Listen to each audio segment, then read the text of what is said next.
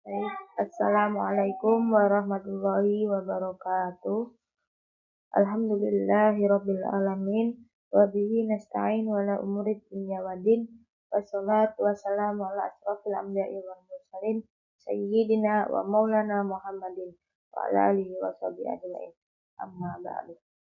Yang terhormat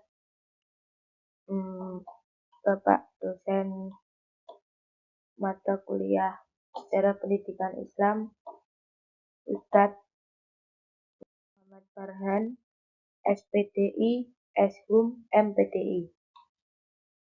Perkenalkan, nama saya Virginia Intani Ashar, NIM 063, Prodi Pendidikan Agama Islam. Saya di sini akan menjelaskan atau mempresentasikan sejarah pendidikan Islam pada masa Khulafaur Rasyidin. Yang pertama, pengertian. Pengertian Khulafaur Rasyidin. Khulafaur Rasyidin artinya para khalifah yang mendapat petunjuk, yaitu terdiri dari Abu Bakar As-Siddiq, Umar bin Khattab, Utsman bin Affan, dan Ali bin Abi Thalib. Periode ini periode perkembangan pendidikan yang melanjutkan metode dan tujuan dari masa Rasulullah SAW. Selanjutnya ada latar belakang dan tujuan utama. Latar belakangnya, pendidikan Islam pada masa ini adalah kelanjutan dari zaman Nabi Muhammad SAW yang fokus pada pembentukan masyarakat yang bersatu secara sosial dan politik.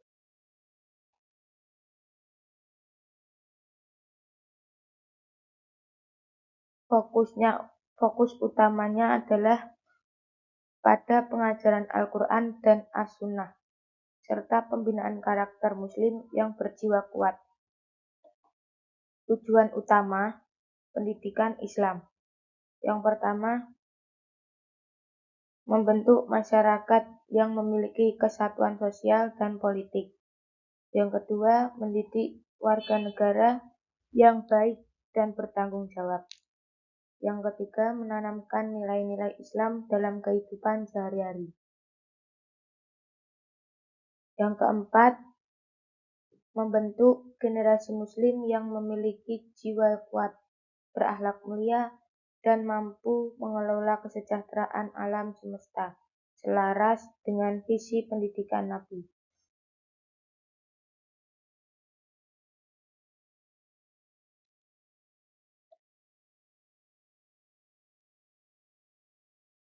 Selanjutnya, fokus pendidikan.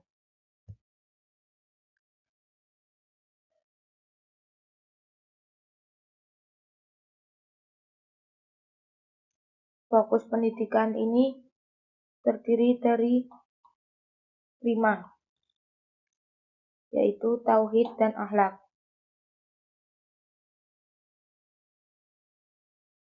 Tauhid dan akhlak yaitu penekanan pada keimanan yang mengesahkan Allah dan pembinaan budi pekerti yang mulia. Yang kedua, ibadah, yaitu pengajaran tentang cara pelaksanaan sholat, puasa, zakat, dan haji. Yang ketiga, Al-Quran dan hadis, pengajaran untuk membaca, menulis, dan menghafal Al-Quran, serta memahami hadis Nabi. Yang keempat, keselamatan, yaitu materi tentang kebersihan diri dan lingkungan, serta adab makan dan minum. Yang kelima, bahasa Arab, pengajaran untuk memahami ajaran Islam dan memperluas dakwah di wilayah baru. Jika fokus pendidikan tersebut ini dibagi menjadi 3. Fokus pendidikan tersendiri itu dibagi 3, yaitu ada fokus pada pendidikan agama, kewarganegaraan, dan anak.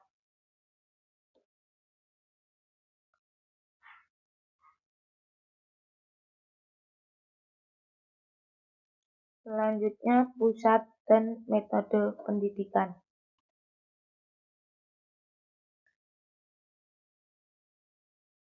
Yang pertama, pusat atau pusat pendidikan. Yang pertama, masjid. Sebagai tempat ibadah, pusat pembelajaran agama, tempat berkumpul, dan pendidikan. Yang kedua, kutab atau sekolah, yaitu untuk mengajarkan membaca dan menulis Al-Quran. Halaqah, metode pendidikan di mana murid-murid duduk melingkari guru di halaman masjid untuk belajar. Pusat pendidikan. Pendidikan berkembang di kota-kota besar seperti Mekah, Madinah, Basrah, Kufah, dan Damaskus. Selanjutnya, metode pendidikan. Metode pendidikan yang digunakan adalah seperti halaqah, lingkaran belajar, kutab, sekolah dasar, dengan metode ceramah, hafalan, praktik, tanya jawab, dan diskusi. Nah, di sini ada tokoh pendidik, yaitu para sahabat Nabi, seperti Abu Musa al-Asy'ari di Barzah dan Abdullah bin Mas'ud di Kufah, menjadi guru besar di berbagai kota besar tersebut.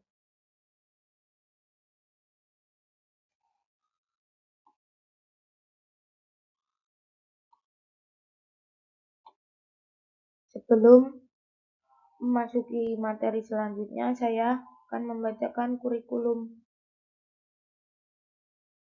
pendidikan pada masa Khulafaur Rasyidin. Selain mengajarkan pokok-pokok ajaran Islam, yaitu akidah, akhlak, ibadah, dan fikih, kurikulum juga mencakup ilmu-ilmu pendukung seperti bahasa, militer, ketatanegaraan, dan kesehatan.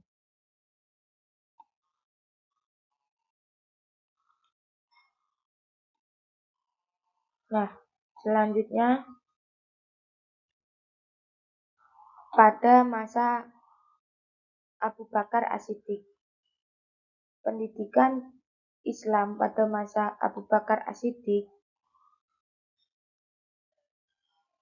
dilakukan pada tahun 11 Hijriah atau 632 Masehi sampai 13 Hijriah atau 634 Masehi. Yang pertama, kondisi sosial masyarakat. Saat masa Abu Bakar As-Siddiq itu, kondisi sosial masyarakatnya itu tidak stabil. Seiring adanya persoalan dari bangsa Arab yang tidak mau tunduk kepada pemerintah. Ada dua kelompok di masa Abu Bakar As-Siddiq. Ada yang setuju dan ada yang tidak setuju. Makanya di masa Abu Bakar As-Siddiq ini dianggap tidak stabil. Nah, corak pendidikan pada masa Abu Bakar As-Siddiq yaitu model pendidikan konservatif.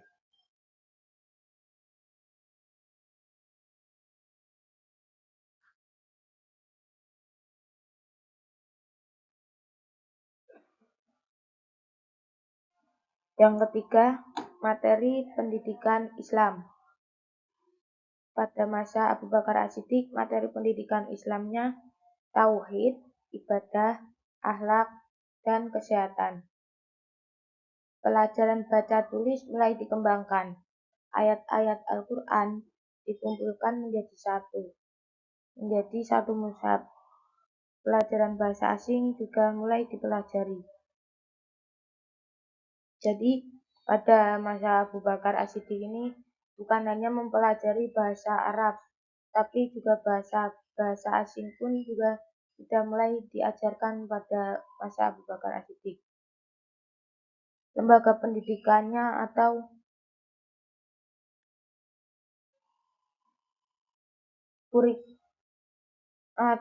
atau metode pendidikannya, yaitu kutab dan masjid.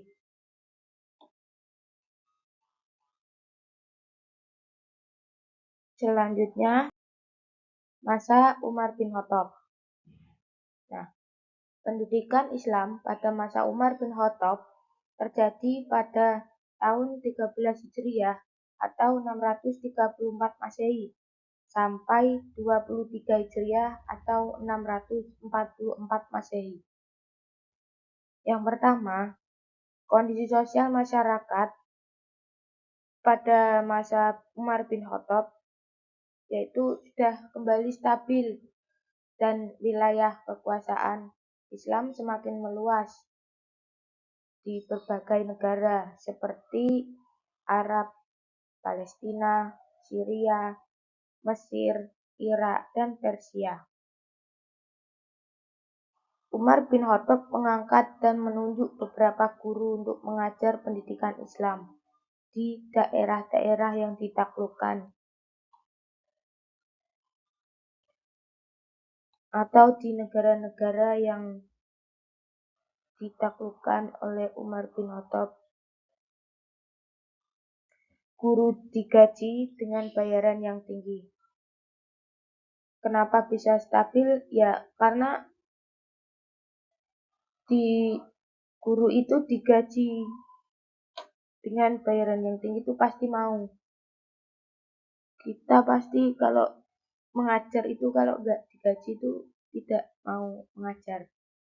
Nah, pada masa Umar bin Khattab itu sudah mengembangkan cara dengan guru digaji atau dengan bayaran yang tinggi. Jadi meluas ke Arab, Palestina, Syria, Mesir, Irak, dan Persia. Nah, materi pendidikan Islamnya yang diajarkan pada Umar bin Khattab itu membaca, menulis, menghafal Al-Quran, dan menjadikan bahasa Arab sebagai pengantar pendidikan, mengendarai kuda, berenang, memanah, dan menghafal syair serta peribahasa itu kalau di zaman kita itu seperti ekstrakurikuler atau kreativitas seorang anak. Nah, pada masa Umar bin Khattab ini, lembaga pendidikannya yaitu kutab, masjid, dan lembaga khusus anak-anak. Jadi dikhususkan untuk yang anak-anak pada masa Umar bin Khattab. Kalau pada masa Abu Bakar As-Siddiq itu tidak, jadi satu dengan anak-anak, mau dewasa, remaja, anak-anak itu jadi satu. Selanjutnya masuk ke masa Utsman bin Affan. Pendidikan Islam pada masa Utsman bin Affan terjadi pada tahun 644 Masehi sampai 656 Masehi. Yang pertama, kondisi sosial masyarakat tidak kembali stabil karena dipengaruhi politik yang terjadi. Di sini politik itu muncul pada masa Utsman bin Affan. Benarnya pada masa Abu Bakar As-Siddiq dan masa Umar bin Khattab itu sudah muncul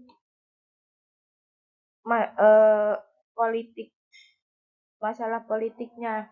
Tetapi yang menurut saya yang berhasil itu masa Umar bin Khattab karena dia sukses bisa menstabilkan umatnya untuk pengembangan pendidikan sampai di berbagai negara. Yang dari awal dari masa Abu Bakar As-Siddiq itu tidak stabil, pada masa Umar bin Khattab stabil. Nah, pada masa Utsman bin Affan itu kembali tidak stabil karena tidak bisa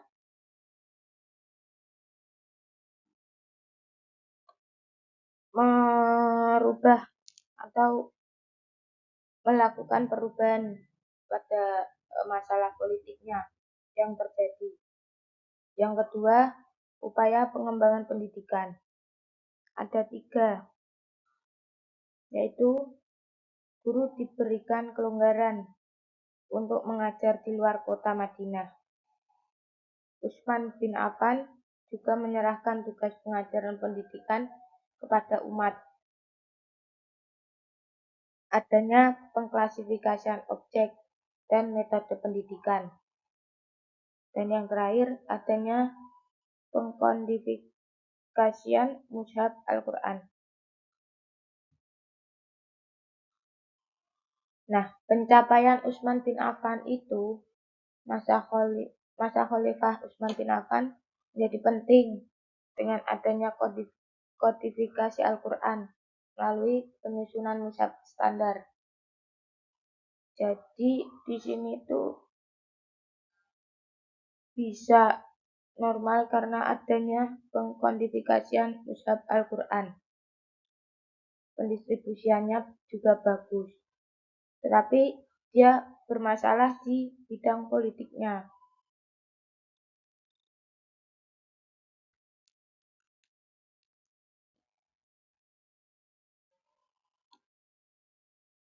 Selanjutnya, tokoh atau khalifah terakhir yaitu masa Ali bin Abi Thalib. Pendidikan Islam pada masa Ali bin Abi Thalib itu terjadi pada tahun 656 Masehi sampai 661 Masehi. Kondisi sosial masyarakatnya itu stabil tapi tidak dapat dikatakan berjalan dengan baik. Ya, karena masalah politik juga, sama seperti Utsman bin Affan. Kendalanya di kondisi politiknya. Nah, yang kedua, perkembangan pendidikan pada masa Ali bin Abi Thalib. Ada 2, yaitu adanya pengkelompokan pendidikan anak sesuai usia dan adanya ilmu. Jadi di masa Ali bin Abi Thalib ini anak dengan usia remaja dan dewasa itu dikelompokkan sendiri-sendiri sesuai dengan pada masa sekarang. Contoh, anak-anak itu masuk di sekolah dasar, remaja masuk di SMP, SMA juga bisa, masuknya dewasa. Jadi itu udah dikelompokkan kalau pada masa Ali bin Abi Thalib, tidak menjadi satu seperti Abu Bakar As-Siddiq. Jadi berbeda-beda pada standar umur atau usianya. Yang kedua, keragaman berpikir seperti ilmu politik, ilmu siasah, ilmu kalam, ilmu tasawuf, dan fikih, serta mulai populer Ad-Kufi.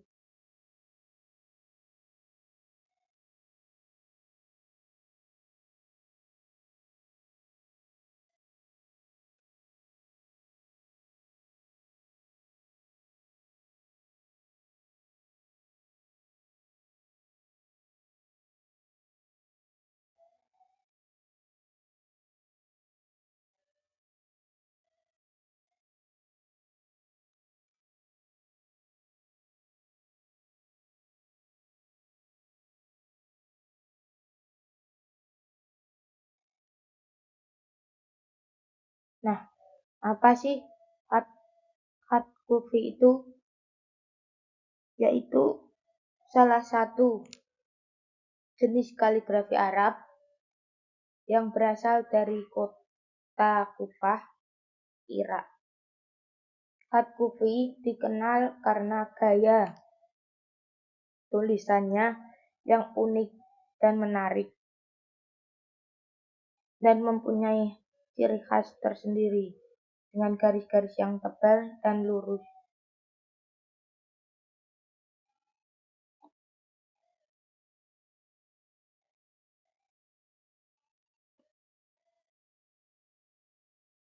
Belum masuk pada kesimpulan, pada masa sejarah Islam pada masa Khulafaur Rasyidin ini ada beberapa pendidik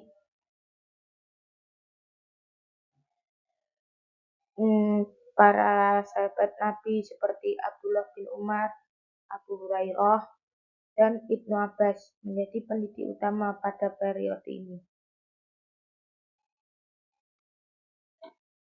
Selanjutnya, saya masuk ke terakhir, kesimpulan. Kesimpulan pada presentasi saya yaitu pendidikan Islam pada masa Khulafaur Rasyidin sangat penting dalam membentuk masyarakat Islam yang kuat dan beradab. Sistem pendidikan yang sederhana namun efektif mampu menghasilkan generasi-generasi yang soleh dan berilmu. Nilai-nilai pendidikan Islam pada masa ini itu masih relevan jika diterapkan dalam pendidikan modern atau pendidikan pada masa saat ini itu masih relevan jika diterapkan masa sekarang ya.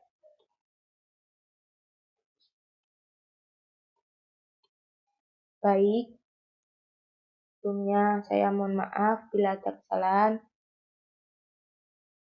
Billahi taufiq wal hidayah. Wassalamualaikum warahmatullahi wabarakatuh.